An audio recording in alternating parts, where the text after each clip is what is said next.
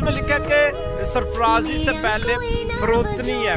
अगर सरफराज होना उससे पहले छोटे होना, खाकसार होना। अगर क्या आप सोच सकते हैं कि एक भेड़ बकरियां चराने वाला शख्स कोई सदर या वज़ीर आज़म लग जाए? हालांकि भेड़ बकरी चराने वाले को कोई मुंह नहीं लगाता क्योंकि उनके बदन से, कपड़ों से बदबू आती होती है। अगर हम बाइबल मुक़द्दस में देखें कि एक भेड़ बकरी चराने वाला शख्स दाऊद नबी एक वक्त आया वो इसराइल का बादशाह बन गया।